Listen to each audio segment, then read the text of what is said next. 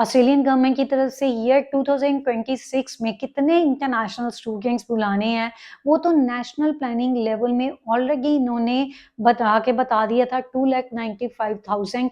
लेकिन अब उन्होंने ये भी डिक्लेयर कर दिया है कि कितनी यूनिवर्सिटीज़ हैं, कौन सी यूनिवर्सिटीज़ कितने इंटरनेशनल स्टूडेंट्स को बुला पाएँगी।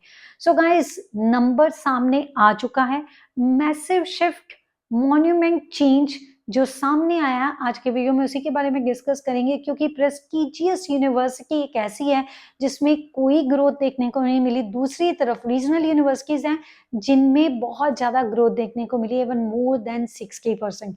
सो आज के वीडियो में सारी चीज़ें डिस्कस करने जा रही हूँ। क्या गवर्नमेंट का एजेंडा रहा, कितना चेंज देखने को मिला है, कौन सी यूनिवर्सिटीज़ में फेवर ज़्यादा हुई है, कौन सी एक ऐसी यूनिवर्सिटी है जिसमें ग्रोथ देखने को नहीं मिली, और साथ में एंड में डिस्कस करूंगी आपको किन चीज़ों का ध्यान में रखना है अगर आप ऑस्ट्रेलिया में 2026 में स्टडी करने जा रहे हैं, क्या आपका स्ट्रैटेजी होना चाहिए। So video is going to be informative, kindly watch के लेंगे if you want all the detailed information. और अगर ये इन्फॉर्मेशन शॉर्ट में चाहते हैं तो इंस्टा पे फॉलो कर लीजिए। कोई क्वेश्चन माइंड में आता है तो कमेंट बॉक्स में डाल के पूछ लीजिए। वीडियोस अच्छी लग रही हैं, लाइक कमेंट और शेयर जरूर कीजिए। चैनल को सब्सक्राइब करना तो बनता ही है भाई।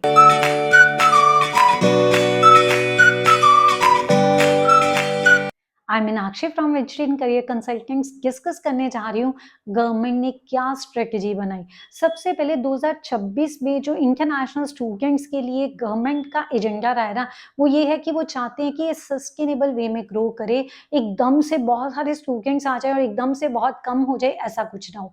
लेकिन एक चीज जो नेगेटिव सामने आई है, वीजा एप्लीकेशन में 26% डाउनफॉल ऑन एन एवरेज देखने को मिली है। तो यहाँ पर गवर्नमेंट ने नंबर बढ़ा दिया इंटरनेशनल स्टूडेंट्स का। ऑलरेडी इसके ऊपर मैंने बता भी दिया था कि 2,95,000 इंटरनेशनल स्टूडेंट्स को इस पर बुलाया जाएगा।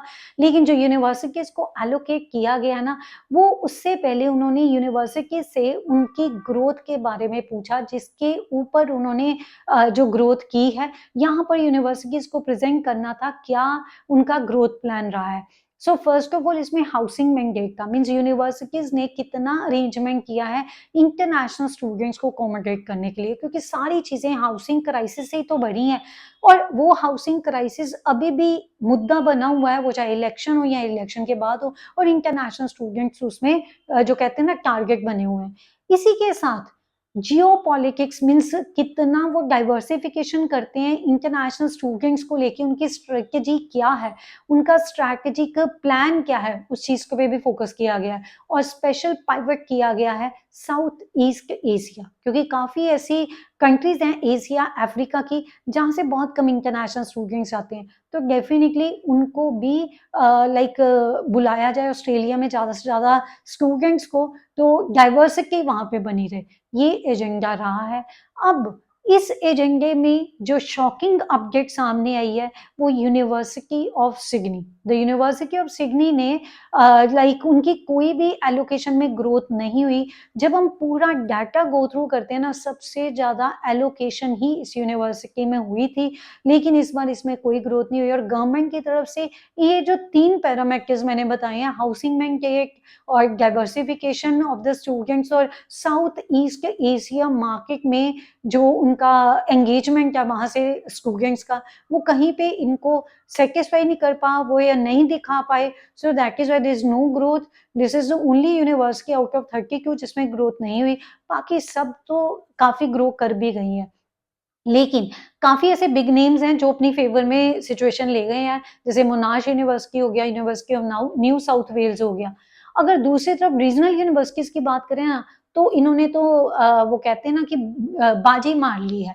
जैसे कि चार्ल्स टर्क यूनिवर्सिटी है, और चार्ल्स डार्विन यूनिवर्सिटी हो गई। फेडरेशन यूनिवर्सिटी में 64% ग्रोथ देखने को मिला है। यूनिवर्सिटी ऑफ न्यू कासल में 28% है, किसी में 20% है, किसी में 60% है। तो काफी ग्रोथ देखने को मिला है। यहाँ पर पॉजिटिव इंफॉर्मेशन रही है, ये विनर्स रही है इस बात की।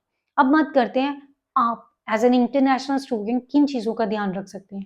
गाइस नंबर 1, आप लोकेशन जो चूज करते हैं ना यूनिवर्सिटी की, मोस्ट ऑफ द टाइम रिश्तेदार बेस्ड होती है। मेरे पास मेजोरिटी ऑफ द इंक्वायरीज आती है ना, हमने ब्रिस्बेन जाना है क्योंकि हमारे चाचा जी वहां पे, हमने मेलबर्न जाना है बिकॉज ऑफ मेरे रिलेटिव्स वहां पे।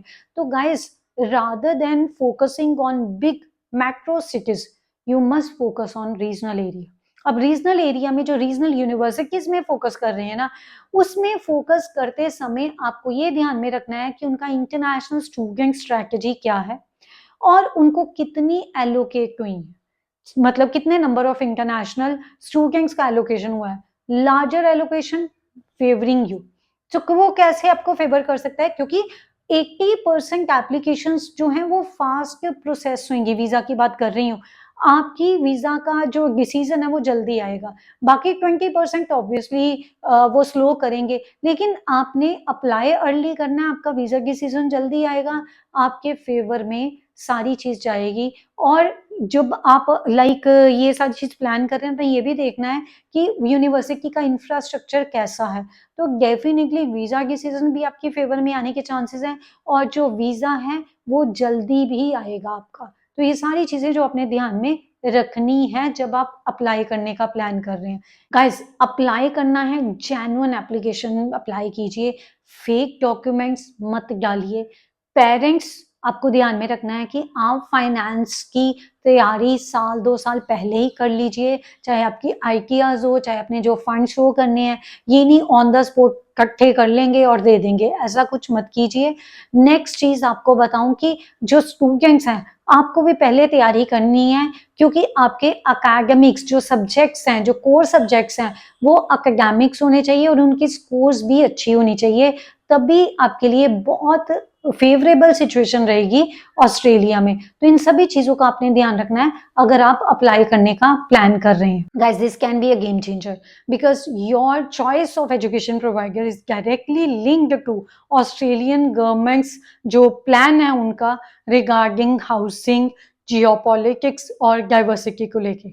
आपको क्या लगता है, क्या इससे हाउसिंग क्राइसिस खत्म हो जाएगा? क्या जो इतना एजेंडा बनाया हुआ है इन्होंने इस चीज को लेके, उसकी प्रॉब्लम सॉल्व हो जाएगी? कमेंट बॉक्स में डाल के जरूर बताना। धन्यवाद वीडियो को अंत तक देखा, दूसरों के साथ जरूर शेयर करना। कोई क्वेश्चन माइंड में आता है पूछ लीजिए। ऐसी इंपॉर्टेंट अपडेट्स के लिए चैनल को सब्सक्राइब कीजिए, इंस्टा पे मेरे को फॉलो कीजिए। My next video will be on another important update. Till then stay informed and stay vigilant. Meenakshi signing of.